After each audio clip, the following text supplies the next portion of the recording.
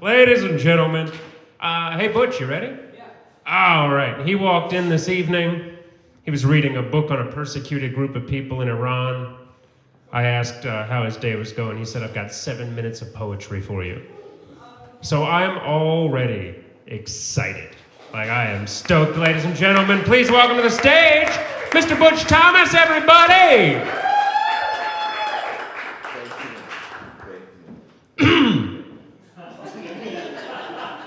My life's work has been all about guiding people to a better appreciation of the humanities, and especially in our day, to the misunderstood art of poetry. The great Professor Keating said, "We read and write poetry because we are members of the human race, and the human race is full of passion." Medicine, law, engineering, business, these are all very noble pursuits and necessary for sustaining life. But poetry, beauty, romance, love, these are the things we stay alive for. When you open the doors of poetry, you will find the immortal artists who can lead you to the eternal wellspring of imagination. Join me on a trip through time as I recite a verse by Rudyard Kipling, the people's poet of British India, taking us to the faraway land of Bangladesh and its eternal city of Calcutta. This is called The Girl from Calcutta. There once was a girl from Calcutta who filled up her pussy with butter.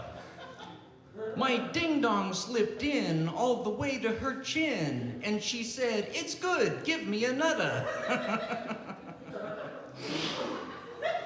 In Scotland, there is no poet so beloved as Robert Burns, a contemporary to and much admired by our own Thomas Jefferson. Walk down any street in Scotland and ask a Scotsman to recite some Burns, and the verses will flow immediately as he recites the soul of his people and of their austere, beautiful landscape, such as the lake Loch Lomond. This is called The Girl from Loch Lomond. There once was a girl from Loch Lomond whose twat was exceedingly common. It had nondescript lips and an average-sized clit and a hole hidden down at the bottom. Years later, on his deathbed, Burns was said to have regretted that he had done a disservice to this girl from Loch Lomond. He had only described her vagina as very ordinary to his readers, but he had failed to mention that she was an absolute rock star at fucking. American poet Allen Ginsberg is most famous for inspiring the 1950s beatnik generation with counterculture poems such as Howl, but lesser known are his offerings where he tried to give his readers the rhythms and culture of his Yiddish upbringing in dialect. This is one such poem. My goil, sorry. There once was a goil named Edwina who sat on the tip of my weena. I said, "Please be gentle," but no, she went mental. She stooped me, oh, you should have seen her. She got a schmutz all over my schmeckle. Even our contemporary writers sometimes get their inspiration from the classics. J.K. Rowling pays the bills with her Harry Potter series, but she has also swum deep in the waters of poetry. Some late night at a coffee shop poetry reading, you might find her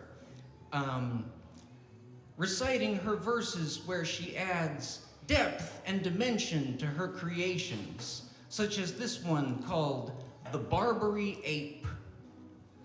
There once was a Barbary ape whose passions inclined him to rape. He went to Hogwarts and inflicted all sorts of anal intrusions on Snape.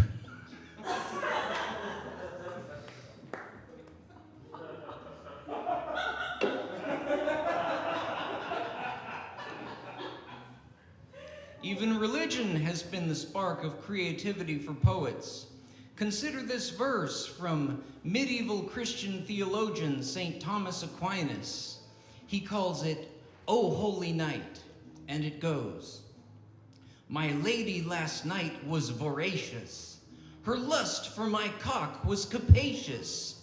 It just felt so wrong when she worshipped my dong like I was Christ and she was Pope Ignatius."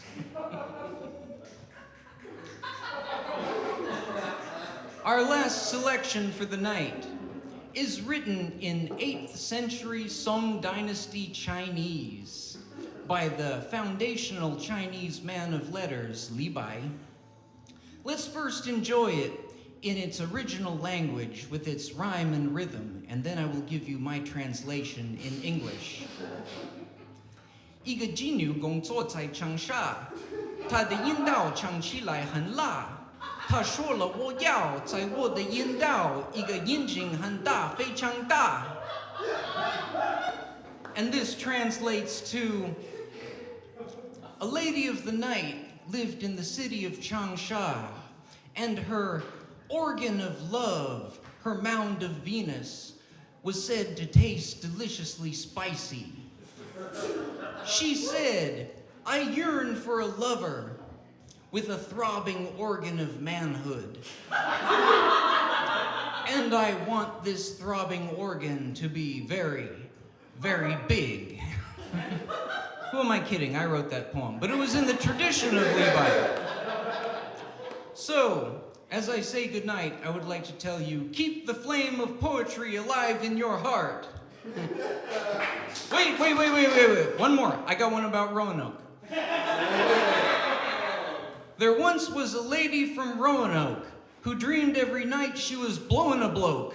Her first date had a wang so damn big she said, "Dang, if you make me suck that, then I'm going to choke."